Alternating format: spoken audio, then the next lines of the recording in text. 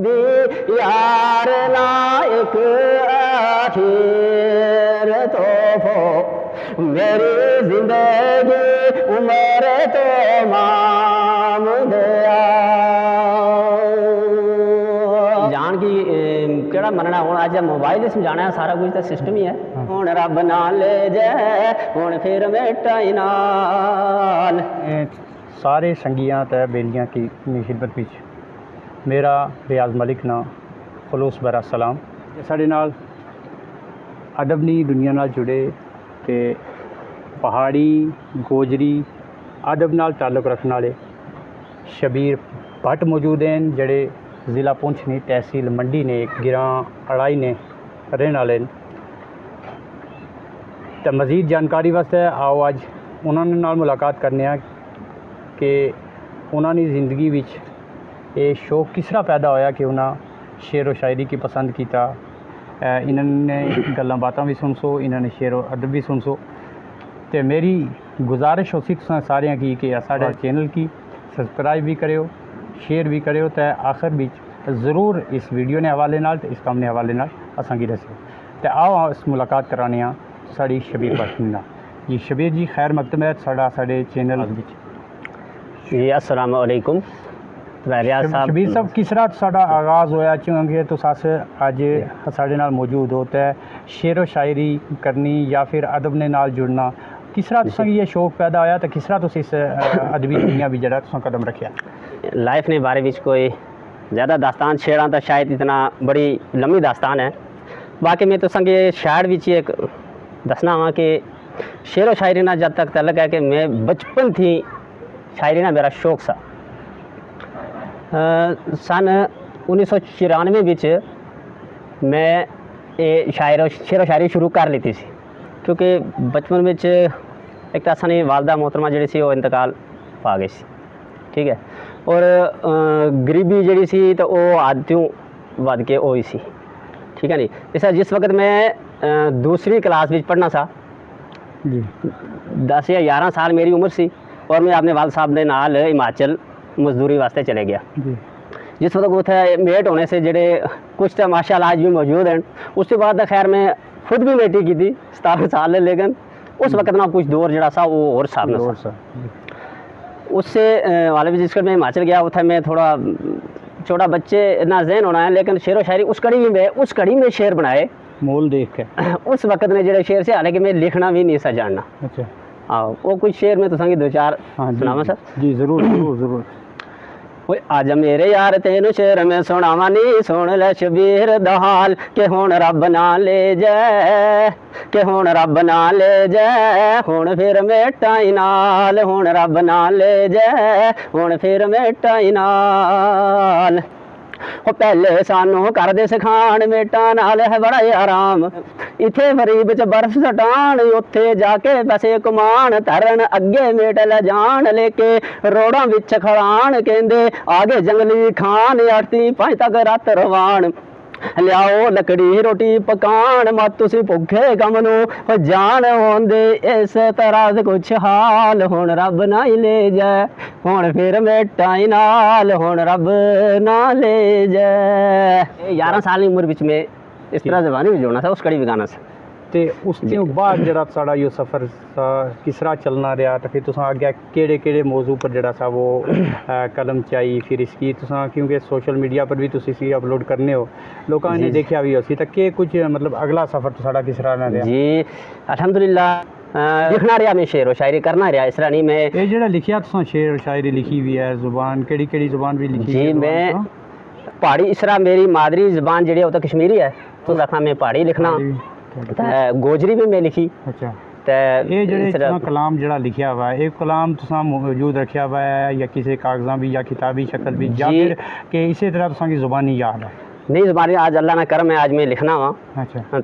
मैं 3 ज़बाना बिच लिखना या मैं सब हिंदी भी जानना मैं उर्दू भी और कश्मीरी भी लिख सकना और पहाड़ी भी गोजरी भी कोई गलाम नहीं है अस चाहसां कि साढ़े नाजरीन की तुस कुछ शेर जड़े वे गोजरी ने भी सुनाओ अल्लाह गो वास तो जारे कासद मेरा यार ना मेरो पैगाम दे आई मेरी रूत जान हैरान तरसू मेरी रूत जान हैरान तरसू ओए बन गए हाथ से लाम कलाम दया तकणो रखणो याद परदेसी आना कसद वास तो रब को नाम दया ओए जबी यार ना एक आखिर तो फो जबी यार ना एक आखिर तो फो मेरी जिंदगी उम्र तो माम दया माशाअल्लाह जेड़ा तुसा कोई अपना कलाम बनाया हुआ उससे जी। कोई 2-4 शेर हो जाना अच्छा इस तरह मैं एक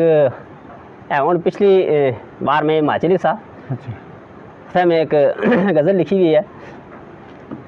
वो तो संग मैं इस तरह ही सुना सा है बड़ी लंबी है मगर चलो मैं शार कर दूँगी 2-4 साढ़े नाल कितने हो जान फिर तो देखन ओ तेरे हिजर फिराक महबूबा जान सताई ओ तेरे हिजर फिराक महबूबा जान सताई ओ तेरी खातर सजना ये गजल बनाई ओ तेरी खातर सजना ये गजल बनाई ओ जिस दिन दा तो विछड़े जानी जिस दिन दा तो विछड़े जानी ओ गे वांग सदाई ओ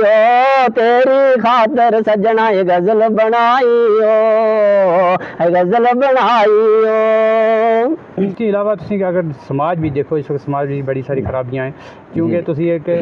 नौजवान हो तो नौजवान की चाहना कि वे अगर हर तरीके ने नाल समाज विच जिहड़ी खराबियां इस वक्त पैदा हो रही हैं उन्होंने हवाले नाल भी कलम ने नाल अपनी जबान ने नाल कुछ कम करा तो तुसा समाज विच फैलन वाली बुराइयां ने वास्ते कुछ अगर काम किया हुआ तो वो अगर जान की केड़ा मनना हूँ अज मोबाइल ही समझाना है सारा कुछ तो सिस्टम ही है हाँ तो है इस बारे में मोबाइल के बारे कुछ चंद शेर लिखे हुए हैं जी ओए अज दे जमाने विच सब फैल सीटियां अज दे जमाने विच सब फैल सीटियां एक मैनू समझ ना आई कि इस मोबाइल ने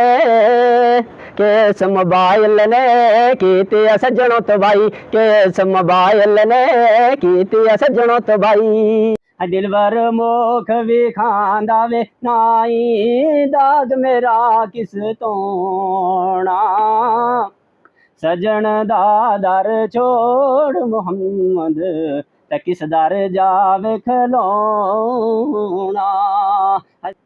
आसे ओए आसे उमर गजारी आसे आसे ओए उमर गजारी चले कार हजारा माली ओए बाग नी वेखण देंदा ते आईया जदों वे बहारा माशाअल्लाह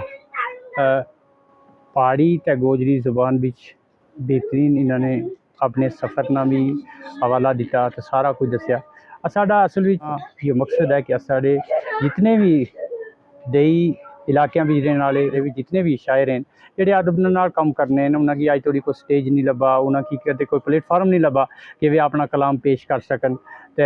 उन्होंने वास्ते साड़ी एक कोशिश है कि उन्होंने भी मंजिल आम पर लाया जाए वो भी अपने कलाम के जरिए समाज की खिदमत कर सकन अपने मुल्क की खिदमत कर सकन बजाय इन्होंने हौसला अफजाई है तो अस साड़ा यही मकसद है इसना कि अस दूर दराज एरिया हैं जिन्होंने लोग जोड़े नौजवान जोड़े वे अदब ने नाल जुड़ने शौक रखने तो उन्होंने प्लेटफार्म मुहैया करा तो किसी होर प्रोग्राम भी पूरे इन्होंने कलाम ने नाल कलाम महसूस कर सकते जितने भी साढ़े संगी साथी देखने वाले हैं वे इस कलाम की देख के सुन के शेयर भी करन तो अपने इस